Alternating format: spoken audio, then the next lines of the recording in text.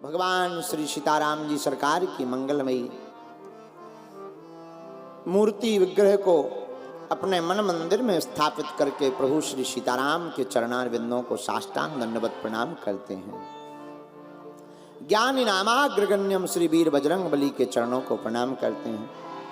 दादा गुरु जी के चरणों को प्रणाम, बागेश्वर हनुमान जी के चरणों को प्रणाम, वेदव्यास जी महाराज, सुखदेव जी महाराज के चरणों को प्रणाम। प्रार्थना दास पर अनुग्रह करके किसी न किसी रूप में यहाँ विराजमान हो गए।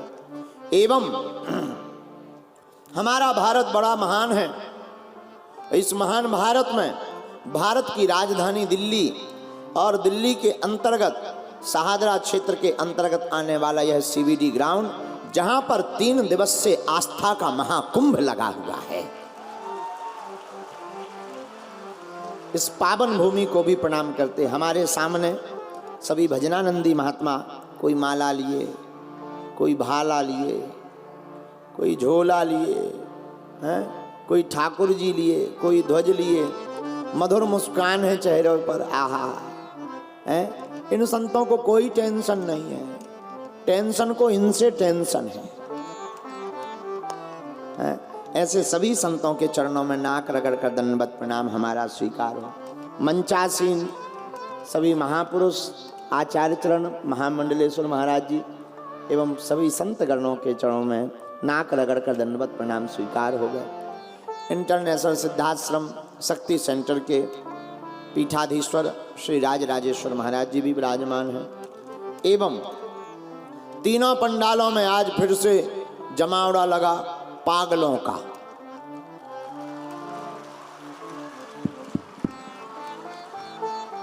तो तीनों पंडालों में जो जहां बैठे हैं, ये कुछ वीआईपी खड़े हैं। हम समझते हैं तुम्हें अंदर आने नहीं मिला। जो कुछ आगे बैठे हैं, ये पुलिस वालों से अंदर आने के लिए लड़े हैं, फिर भी आ गए।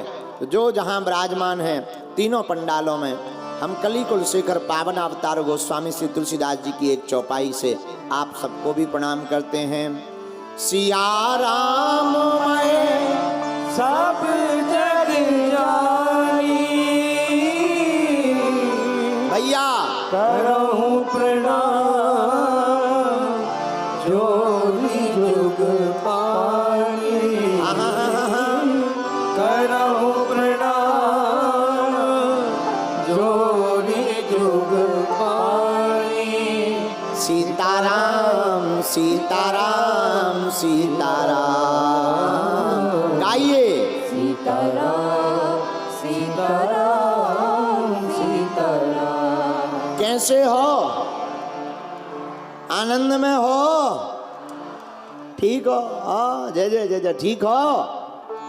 चलो, आखिरकार 3 दिन गुजर ही गए ले दे करके। कल तो लग रहा था कि अब क्या होगा, पर फिर मन में आ रहा था वही होगा जो परमात्मा ने चाहा होगा। और बिना किसी विघ्न के, बिना किसी उपद्रव के ये 3 दिन की श्री राम हनुमान संवाद चर्चा आज विराम की ओर है, आनंद के महासागर में समाहित होने की ओर है। इस कथा के जितने भी दृष्टा श्रोता बन करके आए, निश्चित रूप से देखो मेरे प्रियजनों, हम एक बात बहुत प्यारा सूत्र देते हैं किसी आचार्य चरण का दिया हुआ। जनता वोट देकर जिसे चुनती है वो सांसद बनकर संसद में बैठते हैं, लेकिन परमात्मा जिन्हें चुनते हैं वो कथा में बैठते हैं।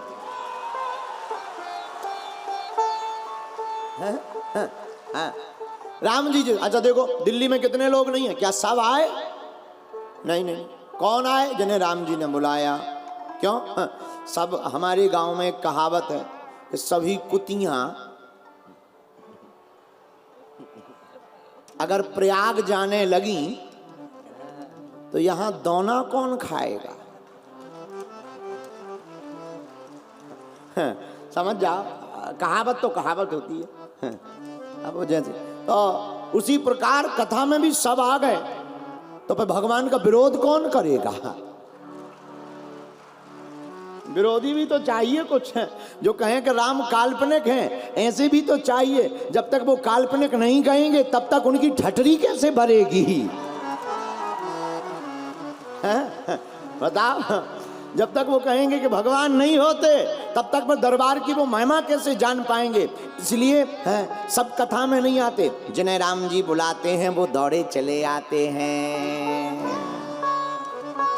हमने नहीं बुलाया, बुलाया राम जी ने। देखो, हम कथा कहते भी नहीं, कहते हनुमान जी हैं, कहने वाले हनुमान जी, हम तो सिर्फ बोलने वाले होते हैं। कथा एक आपको लगता होगा कि 3 घंटे का ये प्रवचन बार बार क्या सुनना। मेरे प्रियजनों, ये तो जितना सुनो उतना कम है। जिंदगी की हर सीख कथा से प्राप्त हो जाती है।